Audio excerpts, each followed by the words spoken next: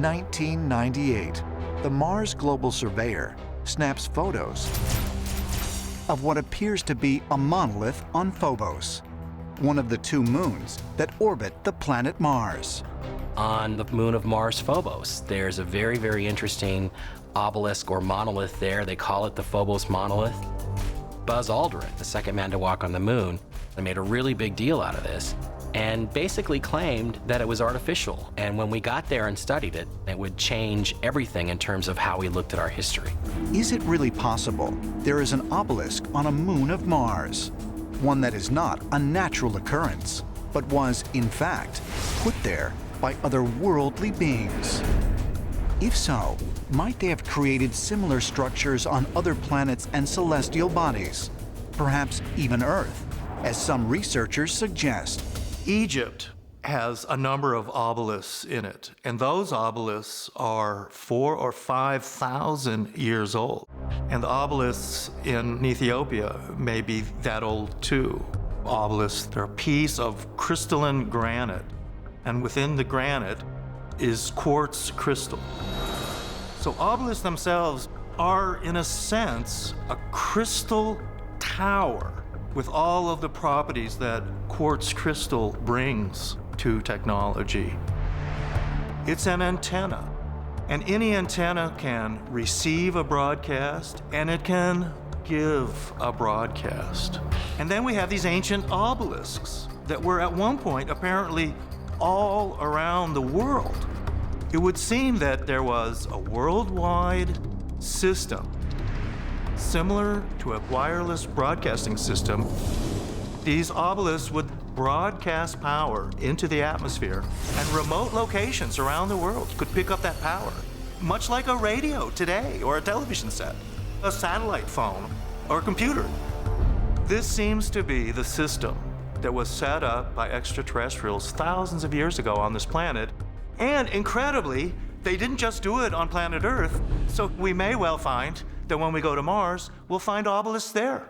You have to realize that there is more than just the stones involved. There's a kind of energy field around them, and it works through the stones by way of their placement when put in a circle or in rows or standing singly. They would ground celestial energy, transmit it and download it into the local landscape. It was meant to be a kind of passive, continuous input to the Earth from the celestial and galactic realms.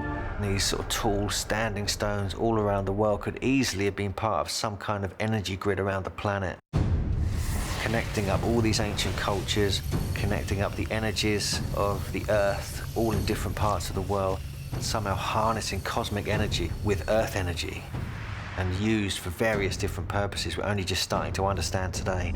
This sort of megalithic landscape was designed to create higher nodes of awareness in multiple places. Their placement was specific to take advantage of implicit energy aspects and gradients in the landscape. The location of the stones is very important. For example, Stonehenge, we now know that those stones were positioned above the underground water flows. The water moves, generates energy, the stones receive the energy and slowly release it. The ancient people, they would be around those monoliths, keeping their hands on the stones, receiving the energy. And if the stones were arranged in a pattern, it would create a kind of geometry of consciousness that would have uplifting effects on people who were in proximity to them. Throughout the world, whether they are stone spheres in Bosnia or megalithic monuments in Avebury, what we're seeing is that our ancestors are saying that these stones are able to hold energy, a soul, a spirit of our ancestors, of the gods. And so what we see throughout the world is these monoliths, because throughout the world we are trying to establish this link between us, mankind, and the world of the gods. Monoliths, interconnected by design, tapping into the energy of the Earth and serving as a beacon to link with celestial beings. Is it really possible that ancient monoliths hold an advanced, perhaps extraterrestrial power we have yet to realize? And if so, just what will happen when we unlock the mystery of the monoliths.